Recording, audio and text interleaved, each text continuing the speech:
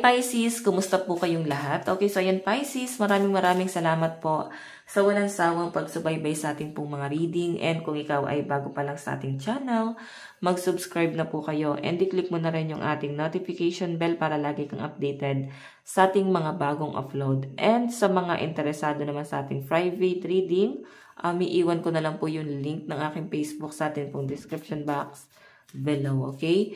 So, yan guys, para sa ibang guidance naman, para sa ibang mensahe, maganda pa rin na alam nyo ang inyong Sun, Moon, Rising, and Venus sign, okay? Para mapakinggan mo rin yung ibang, yung ibang message para sa'yo, okay? Tignan natin. Pisces, ganap para sa'yo. Ganap sa'yo ngayong first quarter ng taong 2025, January, February to March. Ganap.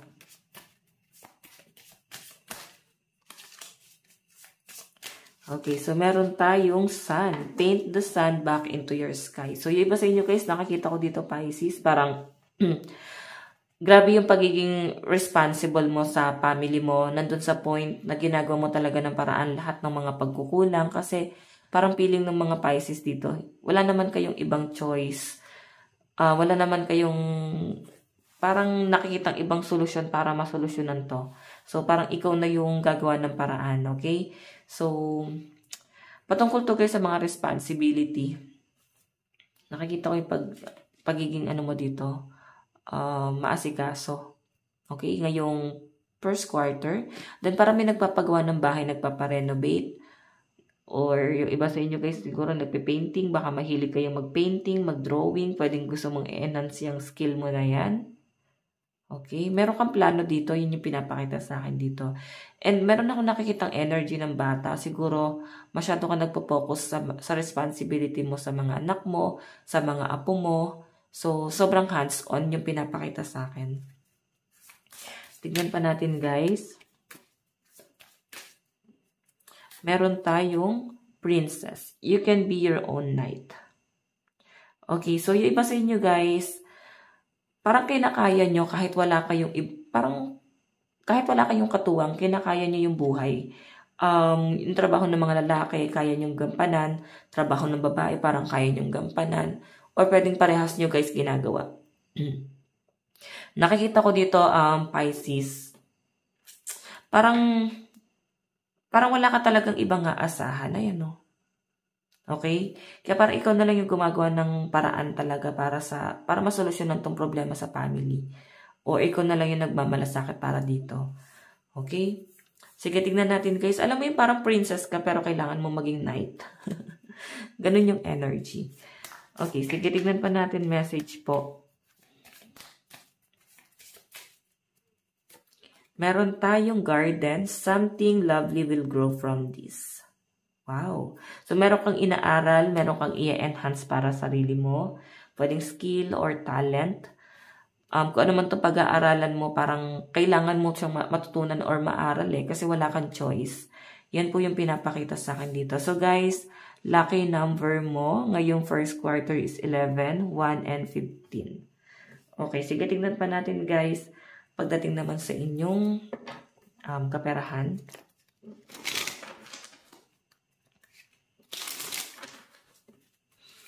Pagdating sa kaperahan ni Pisces, ngayong first quarter ng taong 2025.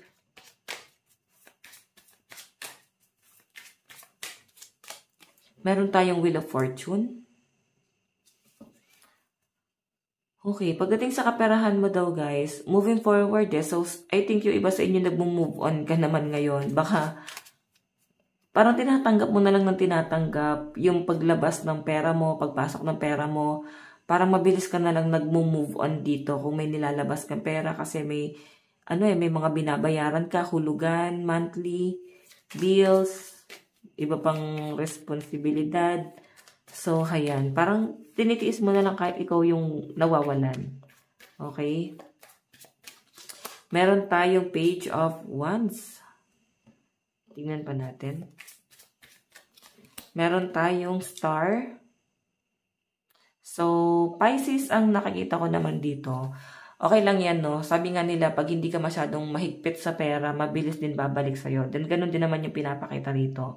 So, kung gaano mo daw kabilis nilalabas yung pera mo, kasi wala ka naman din choice, para mabilis din yung balik ng pera.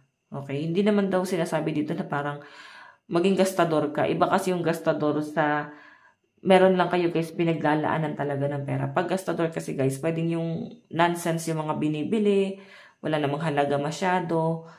Basta magastos lang, okay? Yung pagiging practical naman, like, nilalaan mo naman siya sa makabuluhang bagay yung pera mo. So, okay lang yun guys, okay? Ayan no, ikaw talaga yung breadwinner. May nakita kong breadwinner dito. Nakikita ko yung parang nilulunok mo na lang, parang gano'n. Napapalunok ka na lang bawat labas ng pera mo eh. So, tignan natin guys. Pagdating naman sa love life ni Pisces.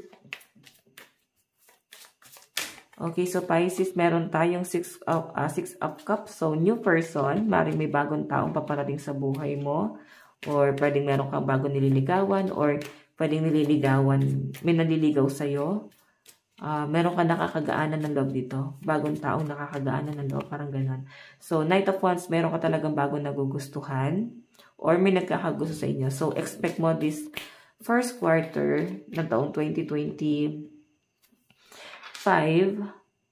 Ayan. May magkakagusto sa inyo. May makakagaanan ka ng loob. And nakikita ko yung pagiging, mapagmahal sa'yo na itong taong to. Mukhang seryoso itong taong to. The Hermit. Yun nga lang guys, mukhang pag-iisipan mo pa to. Siguro, hindi ka magpapaka-easy to get sa taong to, no? So, pwede rin naman guys na matagal mo nang kakilala tong taong to. Kaya The Hermit, kasi pinag-iisipan mo eh. So, I think kilala mo yung taong yan. Okay, so tingnan naman natin guys. Pagdating naman sa inyong trabaho, Pisces.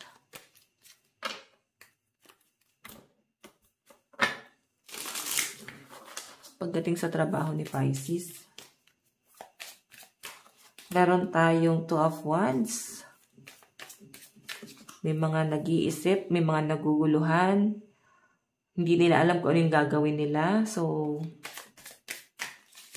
meron tayong 5 of Cups. May nagsisisi, may regret na nararamdaman. Yung iba sa inyo, kung nagpaplano kayo mag-apply, pwedeng maligwak kayo ng ilang beses, no? So, makaka-feel ka ng mga disappointment dito. Kaya parang nagkakaroon ka ng hesitation dito na dapat mo pa bang i-pursue? So, 5 of Swords. Kasi sobrang nahihirapan na yung iba sa inyo. Ayan, no? So, siguro dream job mo to. Meron naman daw, guys, magandang patutunguhan. Ayan, may nakita kong paperworks. Pero hindi talaga siya, guys, magiging madali. Kung ano man itong dadaanan mo na to. Hindi siya magiging madali, pero parang mararating mo rin tong bagay na to. Or makukuha mo rin yung ninanais mo. Lalo na sa dream job mo. Okay, so, Pisces ang nakakita ko yun sa inyo. Pwedeng natitiis ka mo sa trabaho mo kasi wala ka namang choice. Yung iba naman dito guys na nag-a-apply, ayan, pwedeng inip na kayo sa nangyayari. Okay? Sige, tignan natin ano naman ang advice ni Pisces. Advice. Meron tayong taking shelter. The answer are within. Okay. The answer are within. So, iba sa inyo guys, kung medyo naguguluhan ka, siguro may mga katanungan ka na hanggang ngayon wala pa rin sagot. So, maaaring magkakaroon daw guys ng clarification. Unti-unti mo na guys malalaman or unti-unti mo na guys makukuha ko ano man yung mga gumugulo sa isip mo. Makuha mo na yung sagot dyan sa bagay na yan. Okay? So, Pisces, ito lang po ang inyong reading. Maraming salamat po. God bless and love you all. Bye-bye.